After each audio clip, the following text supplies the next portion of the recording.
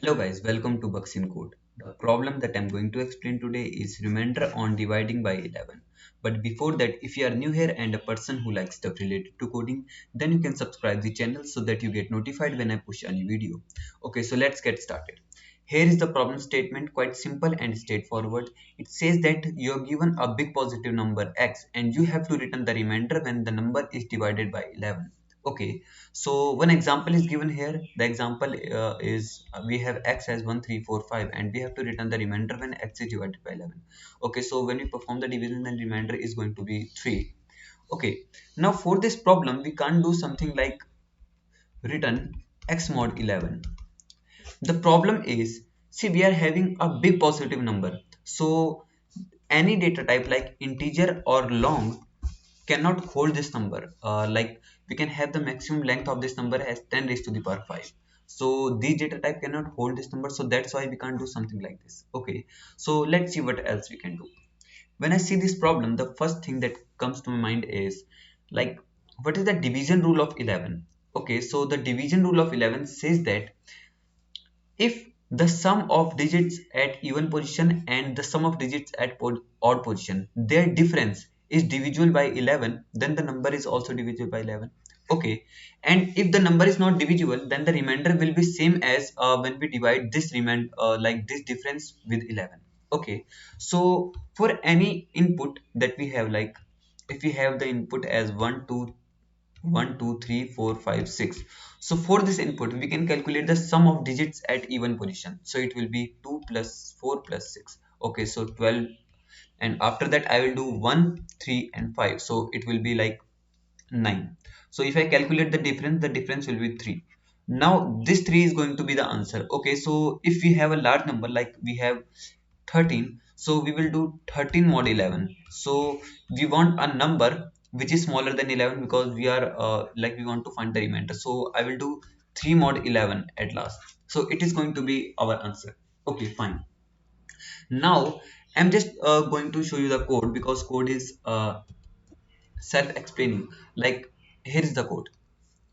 Okay, so now you can see that I'm having two variables which are going to store the sum, and we are storing the sum as sum of, like, for odd position I'm checking this condition, for even position I'm checking this condition.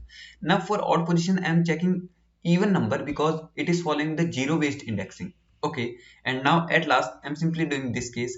Now I'm writing this condition because I also want to handle the case when we have a negative remainder. Okay, now here on the right hand side I have the C++ code as well, which is very similar to the Java code. Okay, fine. Now I hope you guys are clear with the like first approach, but the problem with first approach is this is not always the case when someone remembers the division rule of 11. If you're sitting in an interview and you don't know what is the division rule of 11, then you will get stuck. So in that case we have another approach which is for which you don't need to like memorize any division rule. So the approach is, if I have a number which is 1 2 3 4 5 6. Now one thing I hope you all guys know that what is the divisibility rule. Divisibility rule, it is quite simple. It says that any dividend is equal to divisor into quotient plus remainder. So this rule, I think most of you will know this rule already. Okay, so now my approach is I will start from this index and I will calculate what is the remainder when this number is divided by 11. Okay, after that I will move to this index and I will calculate what is the remainder when this number is divided by 11, like this 1 2. Okay, after that I will move here and I will check for this particular number, and when I keep moving till last index, then eventually I will have the answer for this whole number. Okay, fine. So question is if you are at any particular index I, then how to calculate what is the remainder when this number is divided by 11. So let me tell you.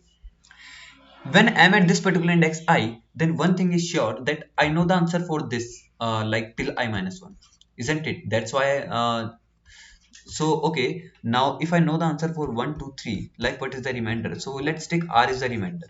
Okay, and I want to calculate for this 1 2 3 4. One more thing that I want to tell you is, from this 1 2 3 I can convert this 123 to 1234 by doing simply like 123 into 10 plus 4. And if I take the general case, like if I have a number which is x, and here I have one more number which is y, like this whole number is y and the character at this position is p. So I can calculate, I can write y is equal to x into 10 plus p. This is the general case. Okay, so I will write x into 10 plus p. Okay, so this is the general case. Now this number I can represent using the divisibility rule. Like when I divided this number by 11, then I got the remainder as r. So I will write 123 equals to 11, 11 into p. Let's take p is the remainder plus r. So I can write this number as like in this form. Okay, now I will convert this number, like this number 123 to this 1234. So I will do something like, I hope it's clear to you like what I'm doing here. Now I will write 123 as 123 into 10 plus 4. Okay, so I can write 123 as 11p plus r, which into 10 plus 4. Okay, so now it will become 110 into p plus r into 10 plus 4. Okay, so this is the number that we have. Like I can write this 1234 as this number. Okay, now when I calculate the remainder, when this number is divided by 11, then one thing I know for sure is this will give me zero remainder. Why? Because this is divisible by 11.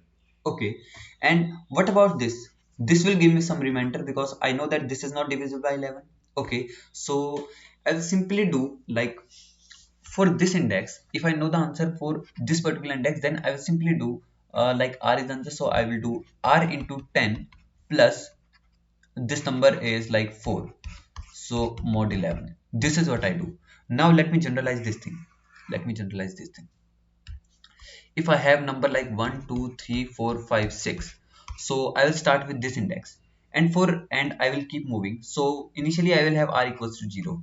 Okay, and for each index I will do like for each index I that I have, I will do r equal to r into 10 plus the current character is 4. Like I will do s of I, which is my current character, this whole number mod 11. This is what I will do for each index, and at last I will have the answer for this whole number. So this is what I want. Now I hope you guys are clear with the approach. Let me show you the code. So this is the second method that I have. So I'm simply starting a loop from 0 and I'm moving towards the end. Okay, and for each index I'm doing this thing. Now I have split like I have divided the same expression into two lines. We can even do this in the same line as well. Okay, so now this is the code. I hope you guys are clear with the like problem statement and approach. So this is all about this video. Thank you.